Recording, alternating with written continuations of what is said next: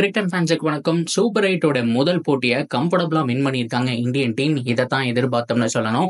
மேட்ச்ல என்ன நடந்துச்சு, எது turning point, especially match winner யாரு அப்படிங்கிற கம்ப்ளீட் டீடைல இந்த வீடியோல பார்த்து தெரிஞ்சுக்கலாம். அதுக்கு முன்னாடி ஃபர்ஸ்ட் டைம் சேனலுக்கு வரீங்கன்னா மறக்காம சப்ஸ்கிரைப் பண்ணி சப்போர்ட் பண்ணுங்க. அப்போ அப்டேட் எல்லாமே உங்களை வந்து செய்யணும். சரி வாங்க வீடியோக்குள்ள போகலாம். ஸோ ஃபர்ஸ்ட் ஆஃப் ஆல் இந்த ஒரு மேட்ச் தான் இந்த ஒரு டோர்னமெண்ட்டோட ஒரு டோனை செட் பண்ண போகுதுன்னு சொன்னோம் இந்தியன் டீமை பொறுத்த வரைக்கும் அண்ட் ஆப்கானிஸ்தான் டீமை பொறுத்த வரைக்கும். ஏன்னா சூப்பர் 8ல மொத்தமாக 4 டீம் இருக்கிறாங்க. அதில் 3 மேட்ச் ரொம்ப இம்பார்ட்டன்ட் 2 டீமுக்குமே. முதல் மேட்ச் வின் பண்ணிட்டு அப்படின்னா அதுக்கப்புறம் 2 மேட்ச் இருக்கு. அதில் 1 லாஸ் ஆகி 1 வின் பண்ணா கூட கம்ஃபர்டபுளாக போயிடலாம். ஸோ அந்த வகையில் பார்த்தோம் அப்படின்னா இந்தியன் டீமுக்கு ரொம்ப க்ரூசியல், ஆப்கானிஸ்தானுக்கு ரொம்ப க்ரூசியல் அப்படிங்கிற ஸ்டேஜில் இந்தியன் டீம் முதல்ல பேட்டிங் விளையாண்டாங்க.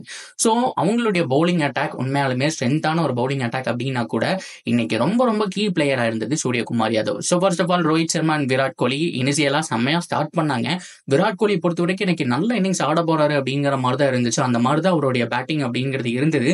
ஆனா ஓவர்ஸ் போக போக விக்கெட் ஒன் சைடு விலக விலக அவரும் பார்த்தோம் அப்படின்னா ஸ்ட்ரைக் ரேட்டை கம்மி பண்ண ஆரம்பிச்சாரு. 24 பாலுக்கு 24 அப்படிங்கிற மாதிரி ராஷித் கான் பந்து வீச்சுல தேவையில்லாத ஷாட் ஆட போய் அவுட் ஆயிட்டாரு அப்படின்னு தான் சொல்லி ஆகணும். ஸோ கொஞ்சம் பவர் கொடுத்து அடிச்சிருந்தா அதை கிளியர் பண்ணியிருக்கோம். அன்பார்ச்சுனேட்லி கரெக்டாக கையில கொடுத்துட்டு போயிட்டாரு.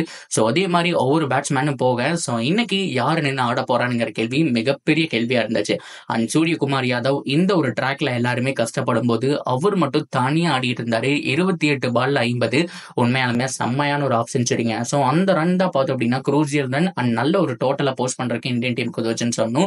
ஸோ அதை தவிர எல்லாருமே வந்துட்டு ஓரளவுக்கு சொதப்பிட்டாங்க. அண்ட் நடுவில் ஹர்திக் பாண்டியாவோட ஒரு சின்ன கேமியோ அப்படிங்கிறது ரொம்ப யூஸ்ஃபுல்லா இருந்துச்சு. 32 ரன் அப்படிங்கிற மாதிரி அடிச்சு கொடுத்தாரு.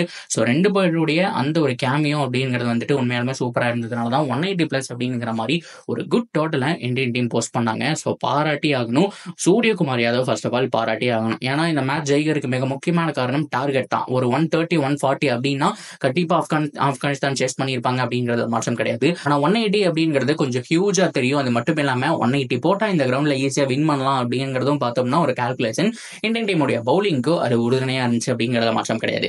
ஸோ 180 டோட்டல் போட்டது மட்டும் இல்லாம இந்தியன் டீம்ல பண்ண மிகப்பெரிய சேஞ்ச் என்ன அப்படின்னா சிராஜ் உட்கார வச்சுட்டு குல்தீப் யாதவ் உள்ள கொண்டு வந்தாங்க.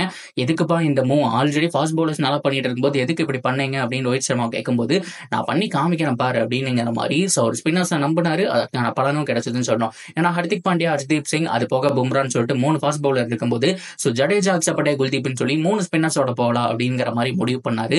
ஸோ அந்த ஒரு மந்திரம் அப்படிங்கிறது ஒர்க் அவுட் ஆச்சு. ஸோ ஃபர்ஸ்ட் ஓவர்ல ஹர்தீப் சிங் பயங்கரமா அடி வாங்கினாருங்க. குர்பாஸ் நான் யாருங்கிற வான வேடிக்கை காமிச்சாரு. ஆனா செகண்ட் ஓவர் பும்ரா வந்ததுக்கு அப்புறம் இவ்வளவு ஈஸியா விக்கெட் எடுப்பாரு அப்படிங்கிற மாதிரி தான் தோணுச்சு. அந்த அளவுக்கு செம்மையா எடுத்தாரு. அது மட்டும் இல்லாம அந்த சைட்ல இருக்கக்கூடிய எல்லாருமே பார்த்தோம் அப்படின்னா டப்பு டப்புன்னு போக ஆரம்பிச்சாங்க.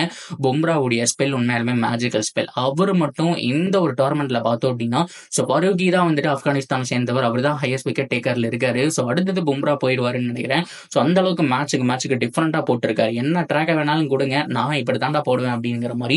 ஒரு பால் உள்ள வருது, எந்த பால் உள்ள கொண்டு வராரு வெளியில போறாருன்னு கூட ப்ரெடிக்ட் பண்ண முடியல. ஸோ அந்த அளவுக்கு அவருடைய ஸ்பெல் அப்படிங்கிறது குரூசியலா இருந்துச்சு.